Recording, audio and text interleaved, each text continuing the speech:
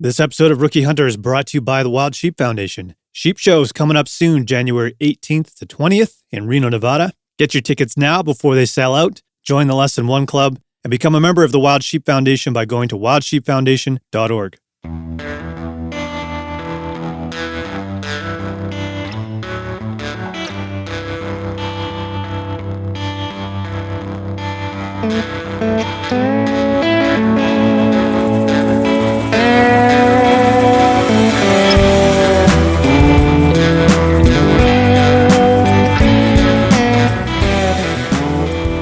Welcome to episode 144. And we're rolling up on the holidays here. This is going to be our Christmas episode, I guess. So hope you guys are looking forward to some time off with family and friends. I know I certainly am. And today on the show, we've got my good friends from the Wild Sheep Foundation. Excited to welcome Gray Thornton. He's the president and CEO of the Wild Sheep Foundation. He's made a couple of quick appearances on the show. And also Keith Balfourd. Keith is the Director of Marketing and Communications at the Wild Sheep Foundation. And the two of them are the hosts of Wild Sheep Foundation's podcast, Sheep Fever, which you're going to hear more about. We covered a lot, and an hour blew by very quickly, as it often does.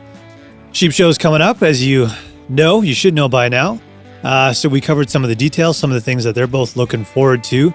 Their new films and video standards policy, an amazing program, which is WSF's Women Hunt program. That took place last fall in Texas. And if there's any women listening to the show, I know there's a few, you're going to want to follow along, and I'll put some information in the show notes and mark your calendars once they announce dates for applications. And I wish we had more time, but we quickly jumped into how both of them were introduced to hunting. A great story from Keith. So let's get into it. Sit back, relax, crack an ice cold beer. Maybe throw down some eggnog, whatever you're into, something festive, and enjoy episode 144 with Gray Thornton and Keith Balfour.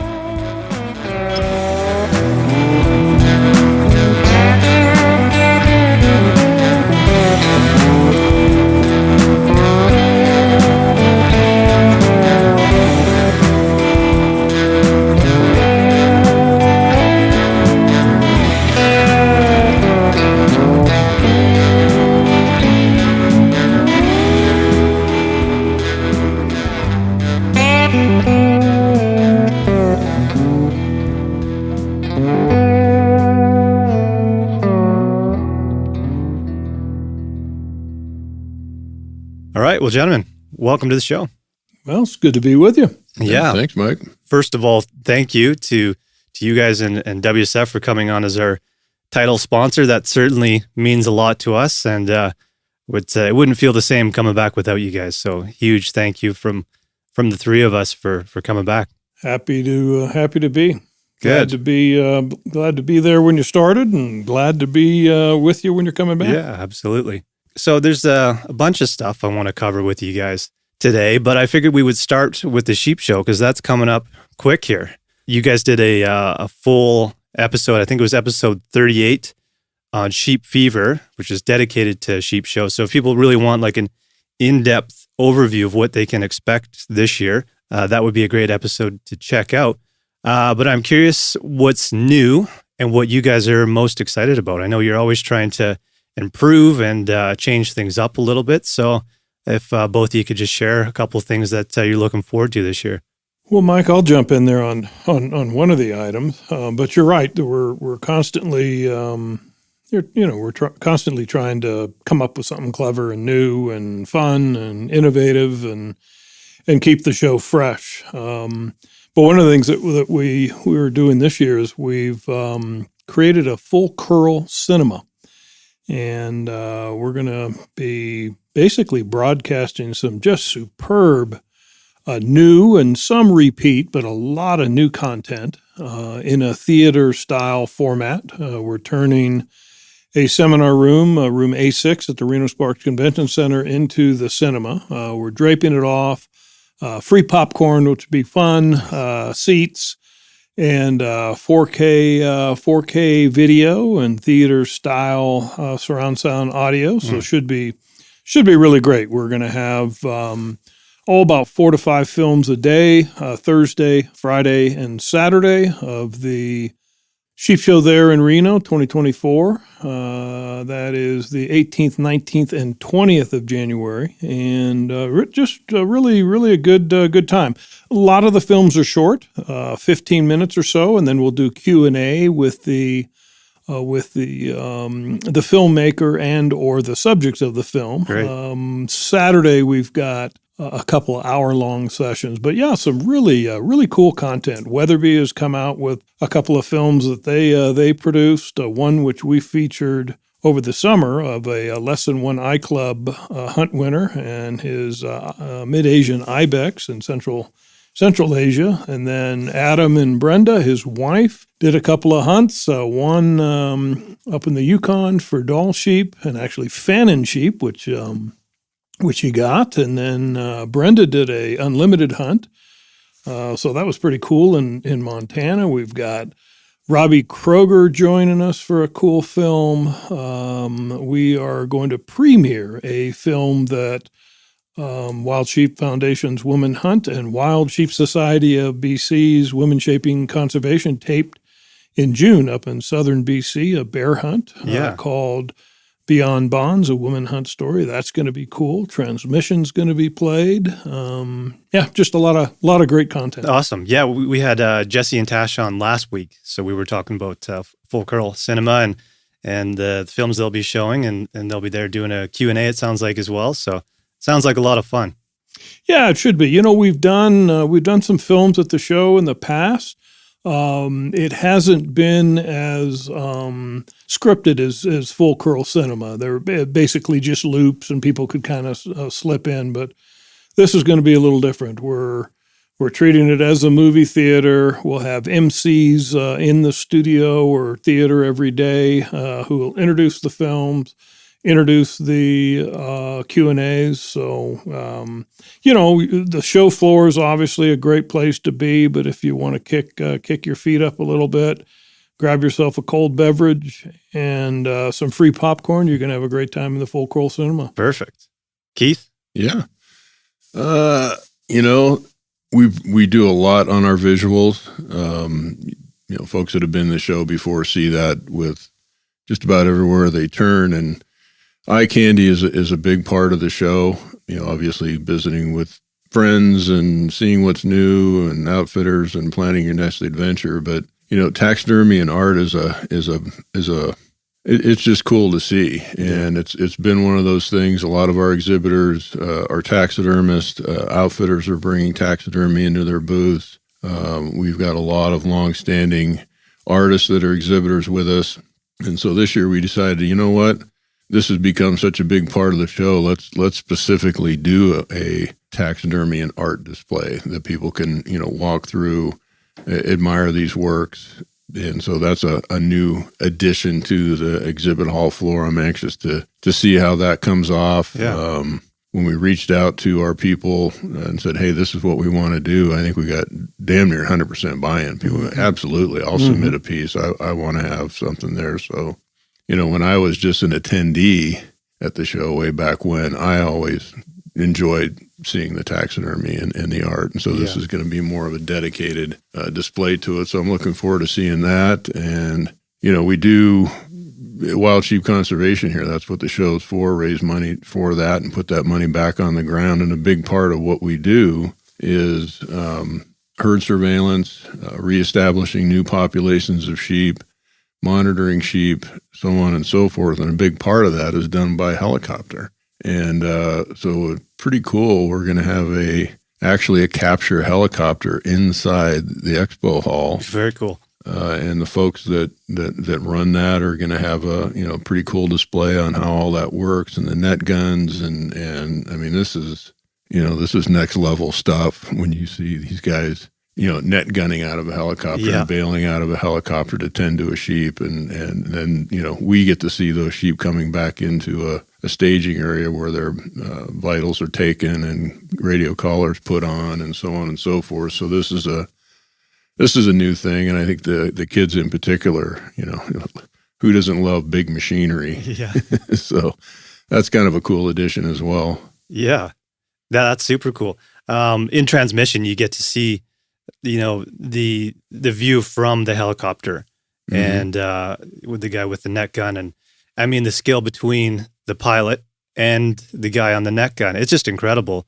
And how they have to orchestrate and bring that all together. So to see that at that sheep show would be pretty wild. And hats off to those guys for the work they do. It's insane. Yeah, and pretty wild. They call them muggers, and to have a helicopter pilot, tip you just near the deck, on the side of a mountain and jump out and jump on the sheep. Pretty, that's a high pay grade kind of a thing. Yeah, absolutely. Pretty cool to watch. We really need to have it at the show. Yeah. Hey, one of the things, Mike, that is somewhat new. I mean, we've done these in the past, but we've really ramped it up this year. The bottom line, sheep hunting is expensive, or it's a game of luck. You get lucky in a draw, or you, as Keith likes to say, you stroke the big check. So one of the things that we've done this year to help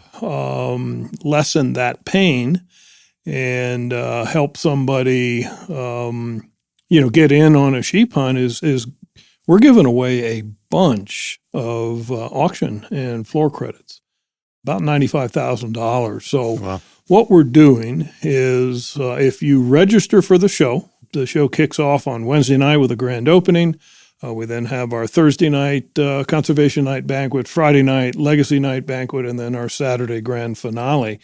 If you register for any of the individual nights, Thursday, Friday, or Saturday, you're going to be entered into a drawing just before the auction for a $10,000 auction credit. Wow. So, you'll be playing on our money if you win one or more of those credits. And then to sweeten the pot a little bit more, if you buy the full registration, that's Wednesday, Thursday, Friday, and Saturday night. And I don't know, if I were you, I mean, I'd play the odds. I'd buy the full registration if I'm not going to be there either of those nights. Yeah. Because we are going to give away for one lucky full registrant who is in the audience. All these are, you must be present to win. Mike, we're doing a Sierra El Alamo Desert Bighorn Sheep Hunt. We're going to give it away Friday night. So if you're a full registrant, you're in the drawing. You need to be in the hall Friday night in the banquet hall when we're drawing that. It's going to be just before the auction, kind of kick off the Friday night auction with a bang. And so, you got option for 3 $10,000 floor credits. You've got the Desert Bighorn Sheep Hunt for just registering for the show. At the show, we're doing something a little new for the Less Than One Club. We are once again giving away 3 Doll sheep hunts. On the Less Than One, we've got 2 chamois, and I think 1 European mouflon hunt. Wow. All free range on the Less Than One Eye Club. But also, give you a little dollars on your own. We're doing a $25,000 auction or floor credit. And it's a $100 ticket. There's only 500 sold. Wow. So we're going to sell them during the show, Thursday, Friday, Saturday, or actually Thursday, Friday. We'll be selling them near the membership booth. We're going to have a tent, Less Than One Club tent right there in Hall 3. You can buy that $25,000 auction credit there, or if there are any left, at the Less Than One Club beer reception that's 4 to 6 on Friday. So pretty cool. We'll give away 6 hunts. We do the bucket raffles, a lot of cool gear from our sponsors. And then some lucky guy or gal is going to win a $25,000 floor credit or auction credit. They can use it on our show floor to put a deposit on a hunt, buy some goodies, whatever, or use it on our auction. Yeah, awesome. Yeah, what I really like about that, Gray, is, we've got close to 2,000 people in that room. Yeah. And a fair number of people have already taken a sheep. Mm-hmm. So they've been kicked out of the Less Than One Club. Yeah. But they're there to support their buddies that haven't, or just to see people win their first sheep hunt. Well, this is something for them. This isn't a Less Than Oneer thing. So, that kind of welcomes everybody to the party. Yeah, you bet. Super cool. Yeah, the energy for the Less Than One Club event is just next level. It's insane. And I mean, that's something that I've always looked forward to the 2 years that I've been. I'm actually using my my mug right now, which was from that. So there was many beers in this year mug over a short period of time. So yeah, it's just a wicked event, and everyone's just having an incredible time, and the energy's high. So that's always something. You're one of the ones that helped us go through 30 kegs in 2 hours. Yeah. Yeah, it was a good night. That's some serious consumption of Blue Moon beer. They've been a great sponsor of the Lesson One Club since we started it back in 2013. And as Keith said, it's mind blowing, just the energy. It's also mind blowing the amount of beer consumed. In a 2-hour period. That alone. You guys should try and see if you're eligible for like a Guinness record for kegs consumed in a 2-hour period. I'm sure you're probably close. Clever idea. We may, our 50th anniversary is going to be in 2027. Maybe that's another bar that we try to take a jump over and get Guinness there and see if we can break a record. And, do like 50 kegs in 2 hours or something. I think we're going to need a bigger room though, Mike. Yeah, true. Yeah, you got the right people for it though. I'm sure they're all up for the task. Registration, you guys have tweaked a little bit this year, correct? So if people head over to the website, it's pretty straightforward, but anything you want to mention as far as registration goes? Yeah, we've been using an online service for over a decade now. But we, again, this part of the innovation, or at least part of trying something new every time. We wanted to do a little bit better job on some of the tickets, some of the graphics that we can put on the tickets, and also just make the whole process a little bit more seamless. Technology changes, applications changes, competition is out there. So we've moved to another vendor. This is our first year with it. It's pretty. I've done it. I'd wanted to sneak in and just check it out. So I did a fictitious name of my mountaineering hero, Reinhold Messner, and I signed up for a few items using his name, and pretty amazing. Easy to navigate. You buy whatever tickets, either a la carte or the full reg. Again, hint on full reg, Desert Bighorn Sheep Hunt drawing. But then what's really cool, Mike, is it shoots you, almost immediately you get an email with a QR code, and you just grab your smartphone, scan that QR code, and it'll download your tickets right into your phone. Yeah, that's awesome. If you got an Apple device, it goes right into your wallet. If you have an Android device, it goes whatever they call their wallet. So yeah, pretty cool. You've got your tickets right there. You walk up to our registration counters. We're going to have kiosks there, and you scan that. It'll give you a QR code too. You scan that QR code. It's going to print out your badge. It's going to print out drink tickets. It's going to print out any of the special events you've also purchased for ladies' luncheon, life member breakfast, Lesson One Club, and it's all going to be done right there at registration. Pretty seamless. Awesome. Yeah, that's great. I was even able to figure it out. So it's intuitive if I didn't get high centered. Perfect.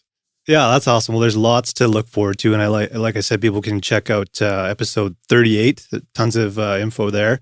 But anything else you guys want to add? Just the size of the show. Keith was talking about the Lesson One Club, about 2,000 people there. We have, and I'm sure this incentive program that we have with the $10,000 auction credits and the sheep hunt are a big part of it. But Mike, we are just jammed with registrants.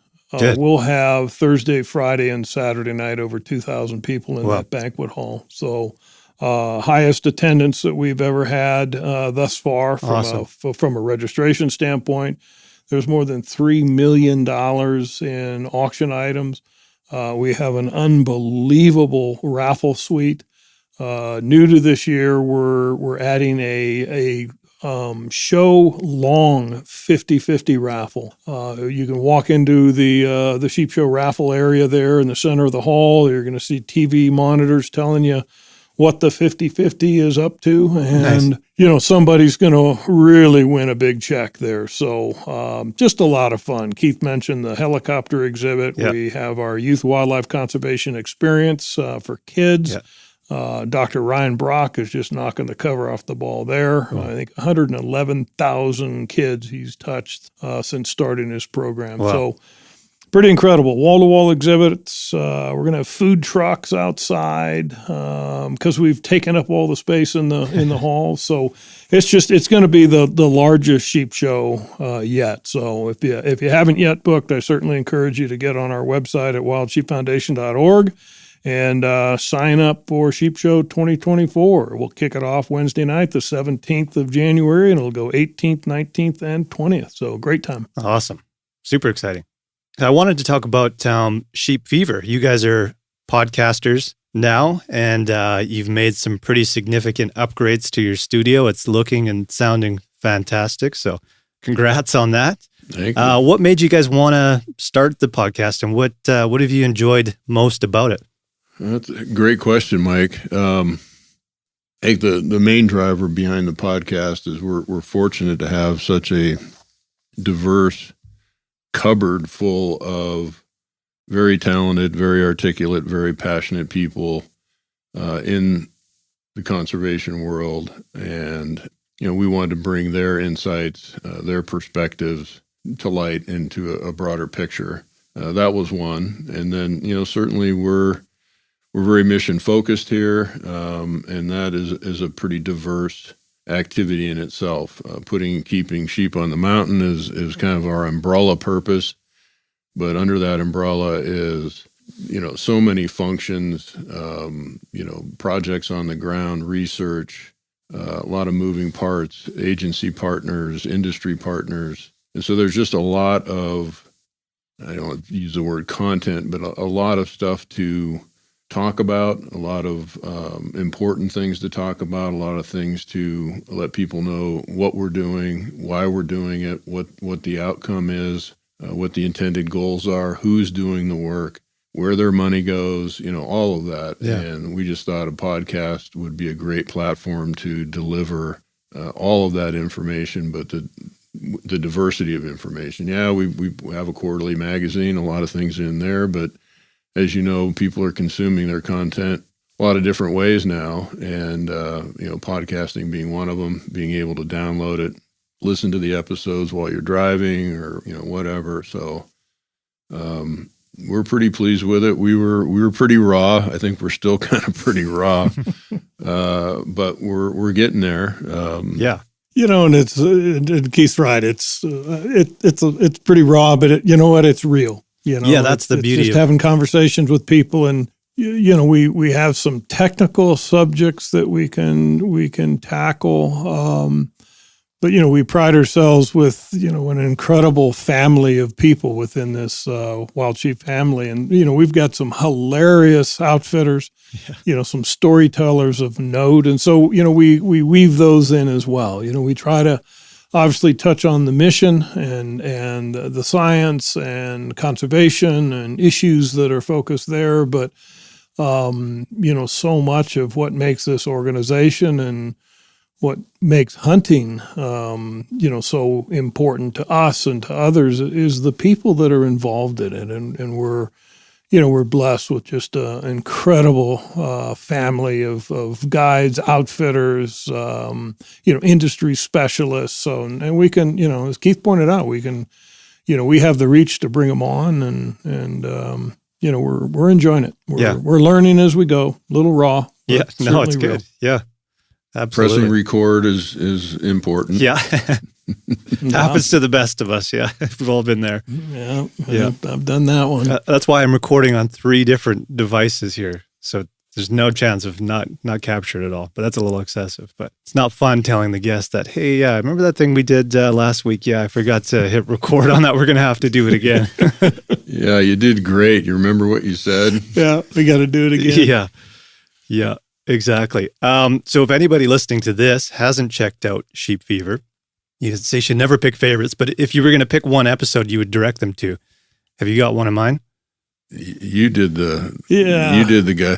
I did an Icons of BC, Yeah. and that was with Ron Fleming and Darwin Carey, and that was one of the most enjoyable. I did that actually live live with a bunch of people around, but we were snuck away near a bar at up in Kelowna where you are, Yep. Mike. We were just down there at the Delta, and they had a couple of beverages before, which was helpful, and the stories were flowing, and it was just hilarious. Yep. I'm going to be back up to Kelowna in March, and I'm gonna have to do a take 2. That was pretty fun. Absolutely. Yeah, I think I forget what episode it was, but Yeah.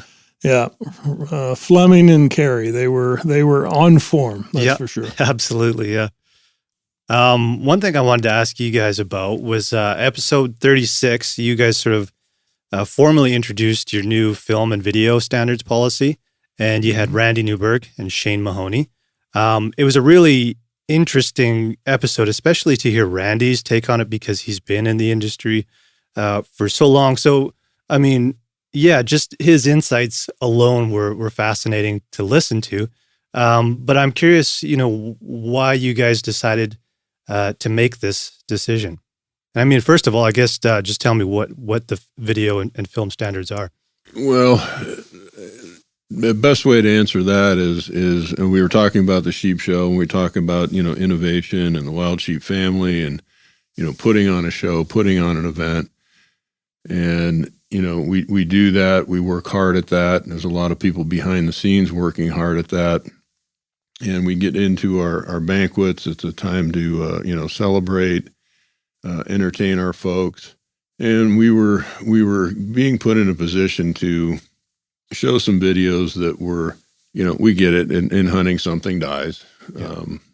But some of these videos were just kind of over the top with the kill shots. Right. We just said, there's a time and a place. This isn't the place. And so we decided to, come out with this policy that we would not, show impact. We would not show a kill shot to our audiences. And that mushroomed, into this, film standards policy, whatever you want to call it, to let people know, hey, we'd love to have your videos. We support you. We support your products.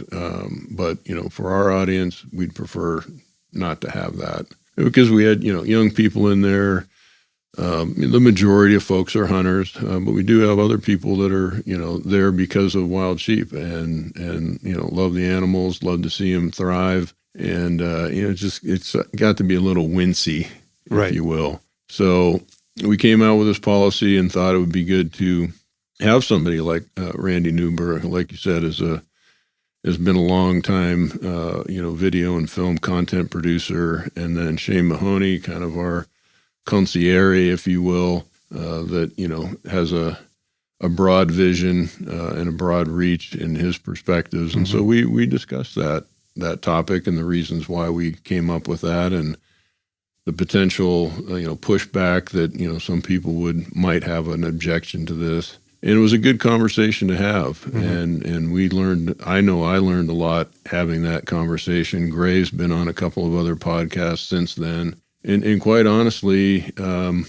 we hoped it was time for something like this. The feedback that we've gotten, not that much pushback, kind of affirmed that it was time. People were saying, hunting's personal. If I'm watching a DVD or something like that in my home, it's okay, fine. But, on TV, on social media, something that's a public forum where, anybody can grab that content and twist it and turn it. And we've seen that happen. Those that are opposed to hunting are using that as an example to say, do you really support this? So we felt we wanted to take that step and say, no, there's ways to edit it and have it done tastefully. And we know the animal's harvested. We know the meat's been consumed and all of that story is there. We just don't need to see him tumbling down the mountain and kicking. And Keith mentioned something that and on that podcast, there was a few things said that, I miss being a part of it. So as Keith said, I just did a podcast on blood origin on it. And but there were a couple of pretty significant takeaways, and Keith touched on it. But Shane made a point, and Keith, you and I have been in this industry professionally 30 some odd years, and I know I've been very engaged and involved in this. We need to tell our story. We need to engage the non-hunter. And Shane made it, I gave a presentation back in Melbourne, Australia in the early 90s on this. And we've all wanted to have some sort of a message, this global message that goes out, kind of like the Take Me Fishing. And, Mike, I don't know if the, any of the fishing and boating community stuff got north, but, in the United States, there's some really great ads that were, Take Me Fishing, a little gal that, is with her dad. And then it just kind of goes into the future because, pretty soon you're not going to be able to, she's going to start dating, right. She's going to get a car, she's going to go to college, and then pretty soon she's gone, So and if you miss that opportunity, so those type of messages.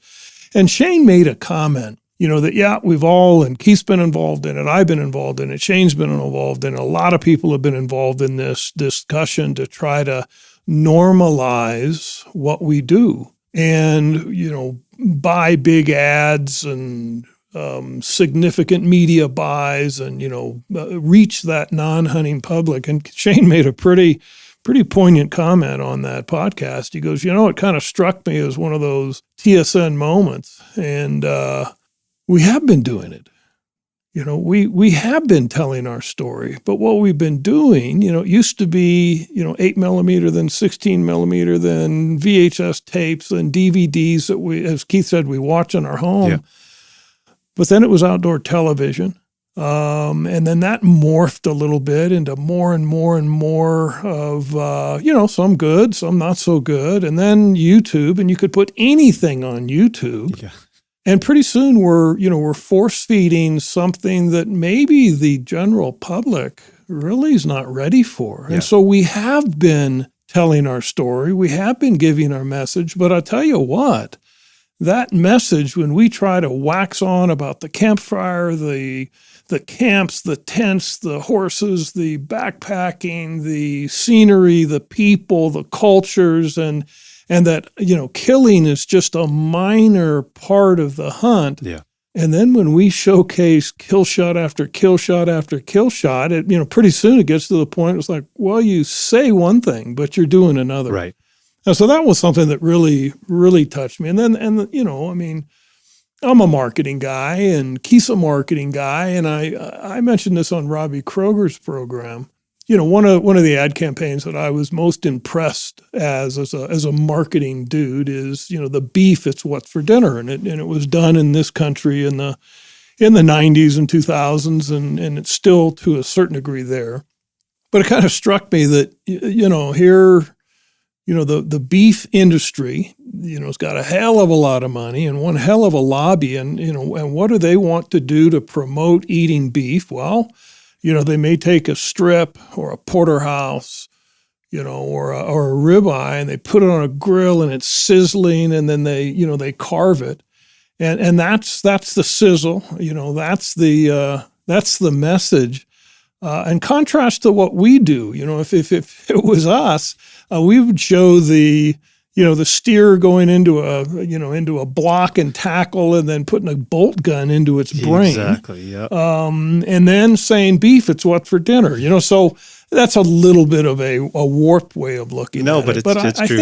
I think it's just, it's messaging. And we had a few people that said, oh my gosh, you're catering to the anti-hunters. Oh, hell no. We're not catering to the anti-hunters. What is there? There's 2 to 3% on that side. There's 2 to 3% that are on our side, and then everyone else is in the middle. So we're not catering to anti-hunters. We're appealing to those that give us the social license to do what we do. Yeah. So, it may be controversial. I think, as Keith pointed out, the response that we're getting is, you know what? you guys are doing the right thing. Yeah, well, that's good to hear. No one's telling anyone they can't do it. Yep, exactly. But just because you have a right doesn't make it right. So we're trying a little different tact. I think it's right for our audience. Again, 98% hunters. But, sitting there having a dinner, talking about wild sheep conservation, that's not necessarily the place. Yeah, for sure. Yeah, that's super interesting. And you said it. It's like, the kill is it's the goal when you're out there, but it's such a small part of what actually happens when you're out there. And the story is really the impressive part and the part you think about. It's not necessarily that moment. It's all of the struggles you went through and the people you met and the places you were and all that. So it was interesting when Randy talked about that episode of his show that went out and there was nothing was harvested. And there was some pushback to share that episode, but it was one of the highest rated episodes of that season, I think he said. So it's just really interesting to hear that people do want to hear the story of it. So it doesn't have to be the kill shot. Well, and like Randy said, we conditioned our own audience to expect that. Yeah. When hunting first, you saw the DVDs or, VHSs and, the hunting shows that started, coming out. And then, once that moved to, private access cable and the outdoor networks, it just carried right on. And, I knew early producers back then that, they couldn't sell a DVD if it didn't have 10 kills in it. Right. It just wasn't what people wanted. And, we conditioned our audience to expect that. There was some other really good conversation in that relative to not only the public perception of hunting, and Gray mentioned the social license, but the expectations that we're putting on our young hunters about, instant success, and this is all you have to do is go out there, and a trophy's going to walk around a tree, and, what did that do for them? If they weren't seeing success like they saw on TV, did they give it up? There's plenty of data that show that's, didn't help us either. Right. So it was an interesting topic. When you asked what was our favorites, I was going to go back to that one anyway, cool. Just because it was revealing on many levels, not just the kill shot part, but, we are in a spotlight more now than we used to be. Hunting used to be, a pretty private thing, contained to our conventions, inside our magazines, and now it's mainstream. You can Google it, you can pick it up on your iPhone, it's all out there. And, are we putting our best foot forward? That was the question. Yeah. Excellent. Well, yeah, I'm glad to hear that the feedback has been positive, and I figured it would be, but you never know until you take that leap forward and see what happens. So, well, we all want to keep doing what we love to do. Exactly. Yeah.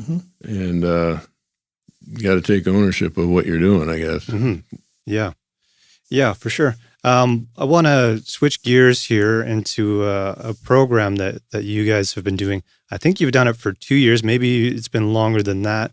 But Gray, back in October, you were in Texas for the WSF Women Hunt program. Which sounds pretty awesome. So give me an overview of that program and tell me how that one came to be.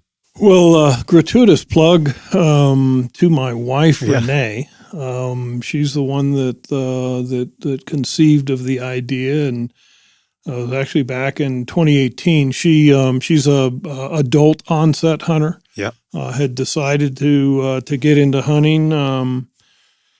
To basically ensure that she knew where the source of her protein was coming from. And, there's I know that, now I know there's a lot of women that feel that way, a lot of men that feel that way. But fast forward a little bit. So she started, she met our then chairman of the board, Brett Jefferson, at an open house. She's kind of telling her story, her journey.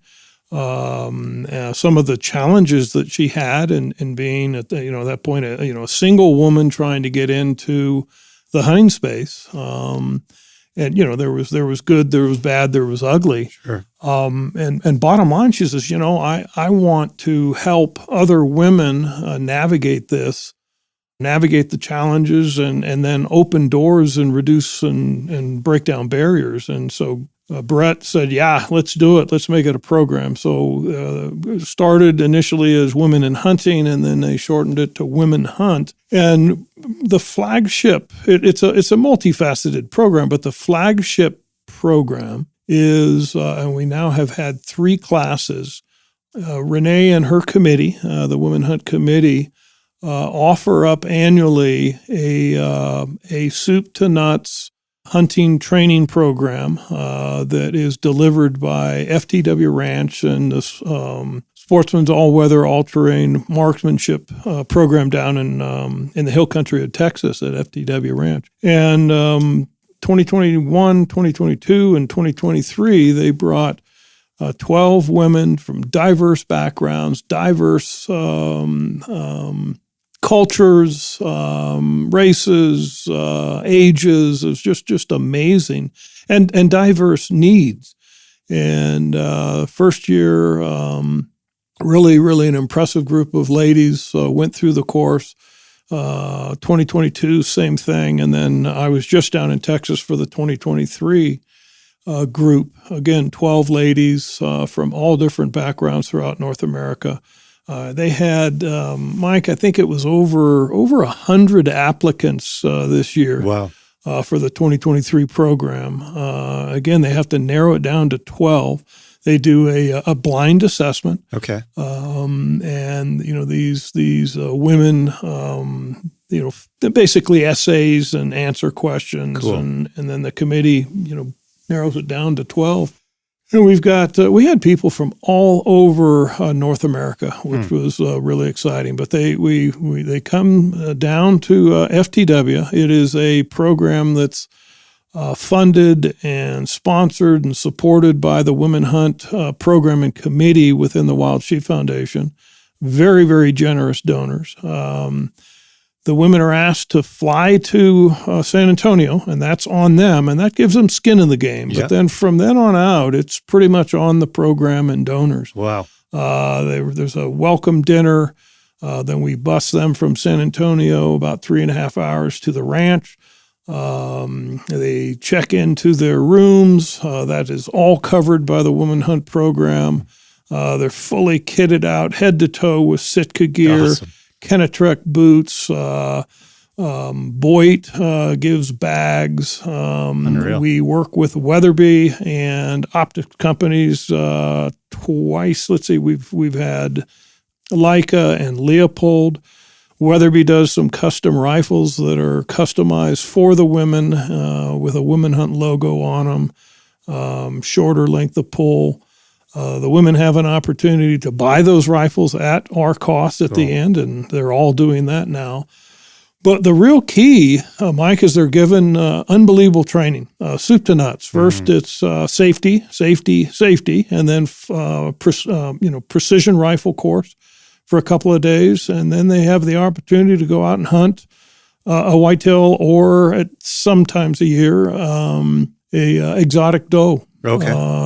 When they're successful on the harvest, we've got an executive chef, Chef Josh Schwanke, that comes in. They learn how to process the deer, not only in the field, but then break it down, butcher it, and then wrap that meat. Josh then does a sausage making class for them. They then get to eat some of their harvest, and then kind of the last part, at least of the course, is they learn another part of this hunting community that we know well, and that is sharing of the harvest. And so, there's 12 women. I think this year 6. I guess there were 7 gals that harvested a doe. Wow. So they split that meat. 2022, there's only 1 gal. Hunting is hunting. Sometimes, sometimes the deer don't cooperate. Yeah. But anyway, really a cool deal. Yeti also provides coolers. We put their meat in the cooler and ship it home to them. So man, that's incredible. Incredible program. Right now there's 36 ambassadors that have gone through, that new hunter course. And one of the requirements that Renee and their committees have is they must give back. Okay. And so each gal does it in her own way, whether, in her community. Some have started new programs, one of which, and we talked at the top of this program on the Beyond Bonds film, an inaugural class alumna, Rebecca Peters, came back to Wild Sheep Society of BC and said, "Hey, I want to start a similar program." So the Women Hunt program was the impetus to create Women Shaping Conservation. Awesome. So, the amount of women that these 36 ambassadors are reaching is just amazing. Yeah. It's kind of the virality of the program, a ripple effect that goes on and on and on. So there's more aspects to the program. They're going to kind of create content on other programs that are out there. So, there's Becoming an Outdoor Woman, Artemis Sportswomen. There's a lot of great programs out there. So Renee and her committee are working on, creating kind of a web hub where those other programs, including our programs, are available. Just to empower women to get involved in the outdoors, get involved in hunting, and become conservationists. Yeah. I know we have some women that listen to our show. And obviously being rookie hunter, these are a lot of people who are just getting into it. So if they were interested in learning more about the program and applying, when does that open up and where can they find some more info? Mike, it typically opens up for 30 days in May. Okay. But what they should do is they should follow Women Hunt on our social media platforms. Women Hunt has a Facebook page, an Instagram page, and then on the Wild Sheep Foundation website, under our programs, you can click on Women Hunt and you can track when that announcement's going to be made. Okay. So, yeah, I encourage if some women are interested in applying to go to the 2024 course, watch that website. Follow Women Hunt on social media and get your application in for sure. But awesome. It'll be in the springtime, 2024, for the application process. Good deal. Awesome. Well, we are blasting through an hour. It's always amazing how quick these go by. Gray, you've been on a couple times, and this is a question I've never got to ask you. It's always been just quick little appearances on the show. And Keith, I don't know the answer to this question either, but I'm curious if you guys could tell me how both of you were introduced to hunting. And I heard you hint at it with Adam Weatherby. That's the podcast that you guys are putting out this week. That, Gray, you were an adult onset hunter, which is cool. I didn't know that. But Keith, let's start with you. Well, I'm kind of like the Ray Liotta from Goodfellas. As far as back as I can remember, I always wanted to be a hunter. My dad was a big bird hunter. I grew up in Ohio, and we lived in farm country, corn country, and he loved to hunt pheasants. And so he subscribed to Outdoor Life and Field and Stream and Sports Afield, and those magazines came to the house, and I'd see him go off when I was, too young to go, but, where's Dad going, and then I got to the point where, I was old enough to tag along with them. I couldn't, see over the weeds, but I'd just kind of follow, and I'd hear a bird flush and I'd hear a shot, and sometimes I'd see feathers floating down and sometimes I wouldn't.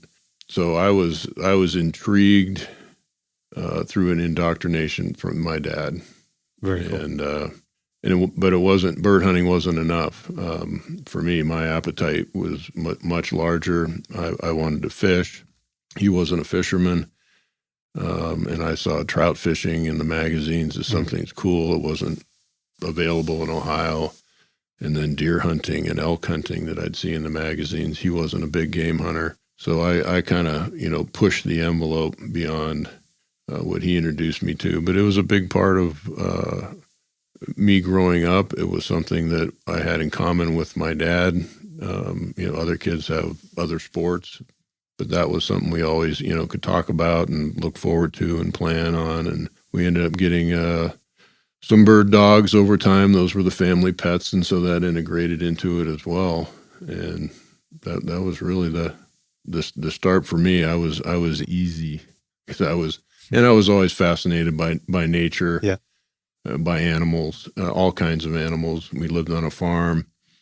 I had the opportunity to, roam in the woods and explore and see animal behavior and tracks and pay attention to what they were doing. And I'd ride the school bus and wouldn't talk to anybody, just had my head glued out the window looking for deer.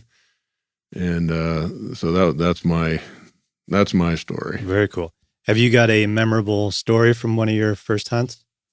Yeah, actually I do. This goes back to bird hunting. I'd go with my dad. I wasn't old enough to carry a shotgun myself, and I just went and I enjoyed it. And I remember one time we stopped at a store, I'm anxious to go, and he wanted to go into town for something. And he goes, "Will you wait in the truck here and keep an eye on Duke?" That was our lab, which I thought was kind of strange, but what the heck?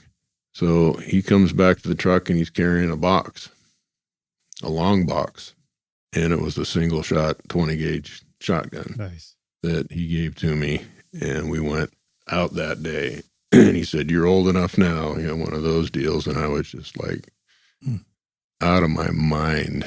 And he had to give me the safety talk, of course. So we parked the truck, and my Duke's going nuts to get out of the truck. We're standing there. He's giving me the safety talk, and the dogs are just flushing roosters right there by the truck. We're just standing there. And wouldn't you know it, one of these roosters flies across the road, hits the power line, breaks his neck, falls in the middle of the road, and this lady coming by in a station wagon slams on her brakes, jumps out, grabs the pheasant, throws it in her car, and takes off.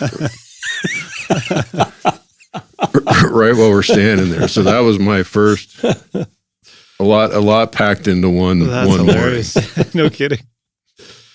Oh, that's awesome. Gray. Well, I didn't have the typical path. I did not come from a hunting family, hunting background. My folks got divorced when I was 5. For whatever reason, there's a long story to that, though. I got really interested in fishing. So I started fishing at 6, 7, and then fly fishing at 9, and then I thought, well, I'd like to get into the mountains and fish. I grew up in California, and I wanted to get up in the mountains and the Sierras and catch high country trout. So I started backpacking, and that got me interested in climbing. And so then I was a rock climber, an ice climber, a mountaineer. But like Keith, I was rabid about fishing. So for my car wash and lawn mowing and cleaning and weeding and wood chopping money, I bought subscriptions to Field Stream, Outdoor Life, and Sports Afield. So I'm reading those religiously and just trying to capture as much of that life as I could. And so I think that probably is why I had this interest in hunting. Mm-hmm.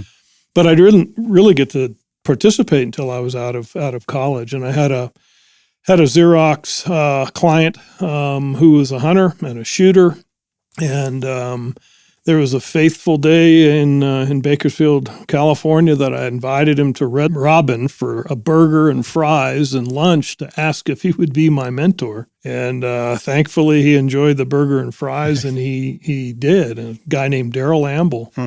And what I'm so grateful for and so blessed over and for is, Daryl taught me hunting ethics first and foremost. And he in my view, he taught me the right ways. You respect the animal, you respect others, you respect laws, and what more can you ask for from a mentor? And we hunted. We first started shooting ground squirrels in California with contender pistols, and then we did some deer hunting in California. And then in 1986, I went on a pronghorn hunt with him and another buddy in Wyoming, and got my first big game animal. Wow. and it was downhill from there. I was hooked. So it ended up I left the Xerox and then Eunice's career, and actually came into this field. So an avocation became a vocation, and pretty amazing, and certainly very blessed. But I owe it all to my friend Daryl Amble. Yeah, that's awesome. Great. Okay, I got one more quick question before we go. This being Rookie Hunter, the question we get all the time is, I'm thinking about getting into hunting. Where do I start? And I mean, where do you even start with that question? It's a tough one, right? There's so many avenues you could go down. But if somebody came to you guys and said, hey, I'm thinking about going on my first sheep hunt, what's the best piece of advice you can give me? Wow. Yeah. Your first sheep hunt, that's jumping right into the big pot. Sure is. Just like anything else, do your research. There's people out there. I drew a sheep tag, fortunately, here in Montana. I talked to the biologist. I talked to past tag holders. I talked to Fish, Wildlife, and Parks people. I gleaned every bit of info I could on the area that I drew the tag for. So homework was a big part of it. Yeah. There is information out there. There is as daunting as it may seem, there is a lot out there. And, in terms of just that, you have YouTube, you have social media, you have Google. There are ways to get all of that information, what to take with you, what to put in your pack, what to expect, how to manage your expectations, how to get in shape for that kind of a hunt. Yeah.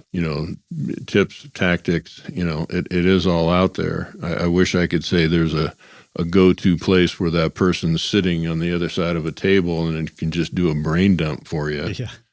But you might be fortunate enough to find that as well. Yeah. But if somebody is driven to that point to want to tackle that experience, have that experience, then I think they already have all the tools they need because they've made that choice. The rest is out there. That's just part of the journey. Yeah. And Mike, one of the best resources would be, organizations like Wild Sheep Foundation. Exactly. If you're in BC, get involved in Wild Sheep Society of BC. If you're in Alberta, get involved in Wild Sheep Foundation Alberta. If you're in the Yukon, join Yukon Wild Sheep Foundation. Obviously I would encourage you to join Wild Sheep Foundation, but, we earlier in this podcast, we talked about the wild sheep family. I'm heartened every time we have our show when a new guy or gal comes to the show and then comes up to me and said, hey, look, this is my first sheep show. And one of the things that struck me was the fact that everyone's approachable. Yes. 100%. And there's something about sheep people. There is something about the Sheep Foundation. There's something about the chapters and affiliates, in this family that everyone is approachable. Will they share their little secret honey hole? It's a little tucked away basin up in some place that, you might be able to find a bighorn sheep? Probably not. But you know what? They'll sit down with you. They'll share with you their experience, their stories, and they'll certainly help your journey be a little bit more, maybe a little less difficult than they did. So, yeah. Those resources are out there. And as Keith said, there's certainly plenty online, but there's also a lot of keyboard commandos out there that, may not be the best source. So, yeah. Go get involved in these organizations. They're made up of people, men and women, young and old, that are just like you. Yeah. They'll welcome you. They'll share with you. And besides, you're going to be spending quality time with quality people. Yeah. There's something 100%. about mountain hunters. That's for sure. Yeah. They were you. Yeah. At one point. Yeah, for sure. Every single one of them. Yeah. Yeah, well, you're right. You took my answer. That's what I was going to say is, everybody we've met through the Wild Sheep Foundation and the Wild Sheep Society of BC, the amount of information we got when we were getting ready for our first 2 sheep hunts was unbelievable. And everybody's rooting for you. They're sending you messages when you come out to hear all about it. So the sheep family is a real thing, and everybody's super willing to help you out. So I agree. Join the Lesson 1 Club. You never know. We were talking about the amount of people that are in there. Yeah, 1,500 to 2,000 people. But typically, the membership that's in that room of less than one clubbers is about 900 to 1,200 people. Yeah. So there's 3 hunts that are going to be given away.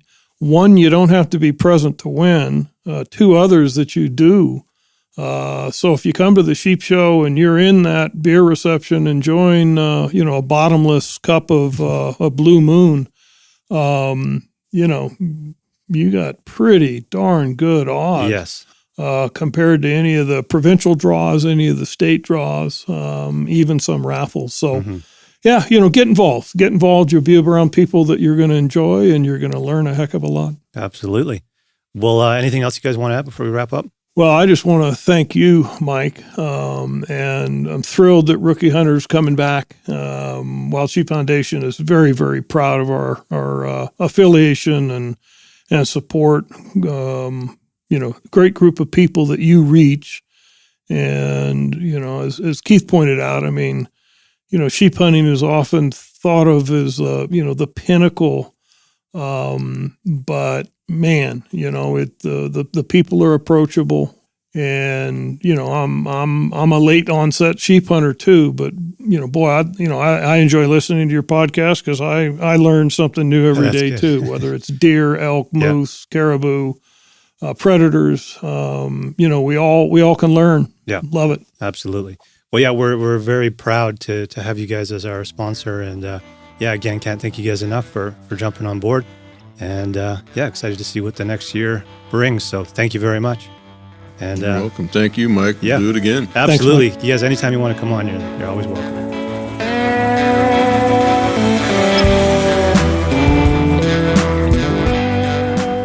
Well, there you go. Episode 144. Hope you guys enjoyed that chat. Love those guys. The episode of Sheep Fever that Gray mentioned was episode 21, called Hunting Icons of British Columbia. That's a fantastic episode. I highly recommend checking that out. And make sure you add Sheep Fever to your list of podcasts. And as you just heard, Sheep Show's coming up. So if you want to register, I would probably jump on that sooner than later. WildSheepFoundation.org. Become a member. Join the Less Than One Club. You heard all the details. You know what to do. But have a fantastic break. And we'll be back next week, Wednesday, with myself, Garrett, and Kelly for a little catch up and a hang. And so we shall see you then. Cheers.